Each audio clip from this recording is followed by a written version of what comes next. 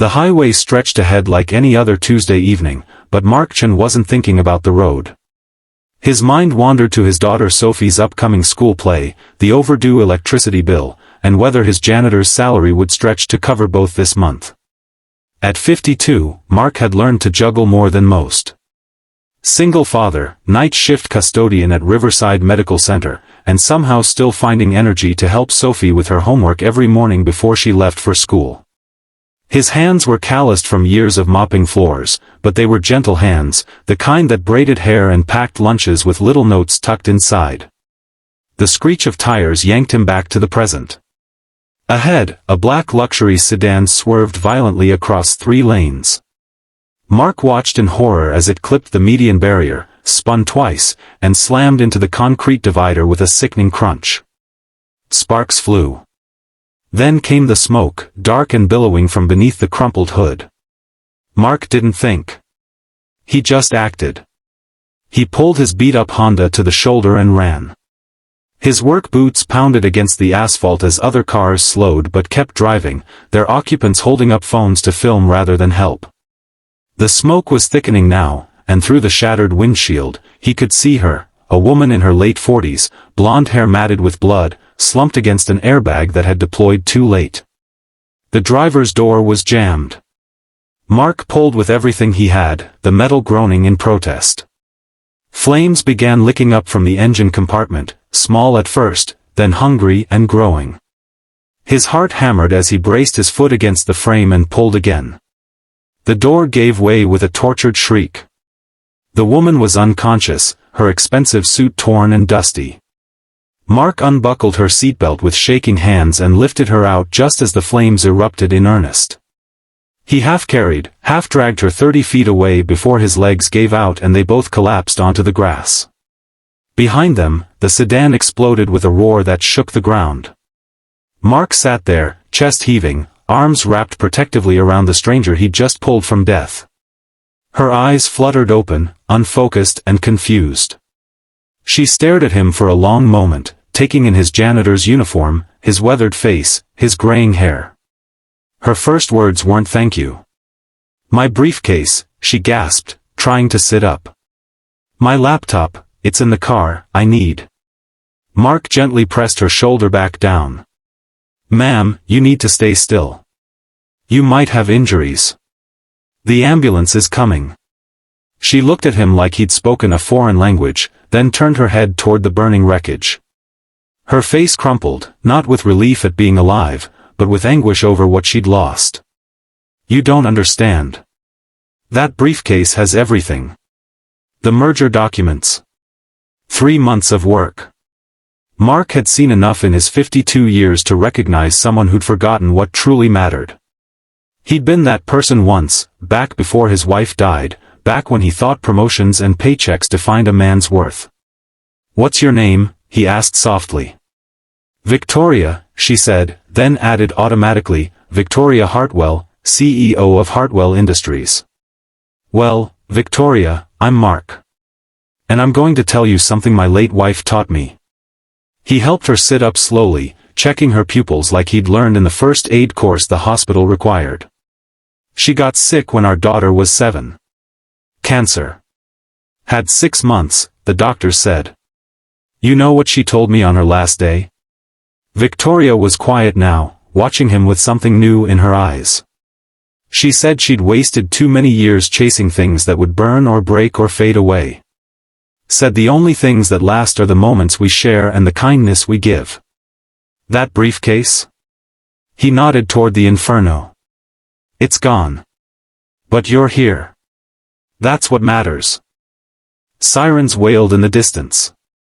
Victoria reached up and touched the back of her head, her fingers coming away bloody.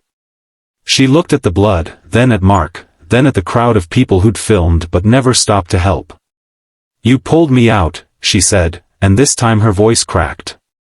You could have been killed. Mark shrugged. I've got a daughter who needs her dad. But she also needs him to be the kind of man who does the right thing. How could I look Sophie in the eye if I just kept driving? The ambulance arrived, paramedics rushing over with a stretcher. As they examined Victoria, she kept her eyes on Mark.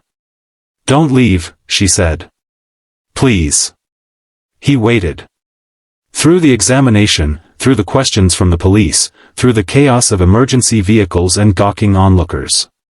When they finally loaded Victoria into the ambulance, she grabbed his hand. Come see me, she said. Hartwell Industries, downtown. Please. Mark nodded, though he had no intention of going.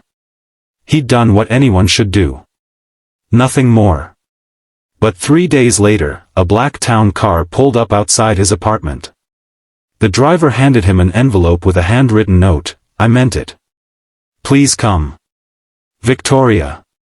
Sophie, 14 and wise beyond her years, read the note over his shoulder. Dad, you should go. Maybe she wants to say thank you properly. So he went, still in his janitor's uniform because it was all he had time for between shifts. The gleaming tower of Hartwell Industries made him feel small, but the receptionist was expecting him. She escorted him to the top floor, to an office with floor-to-ceiling windows overlooking the city. Victoria stood when he entered. The bandage on her head was small, nearly hidden by her hair. She looked different somehow, softer. Mark, she said, and gestured to a chair. Thank you for coming. They talked for an hour.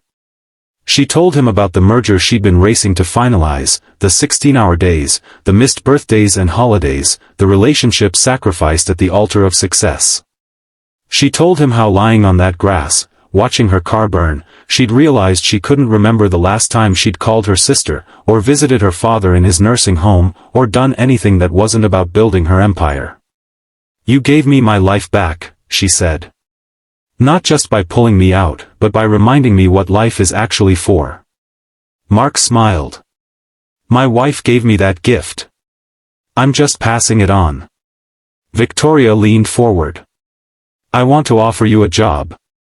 Facilities director, good salary, benefits for you and Sophie.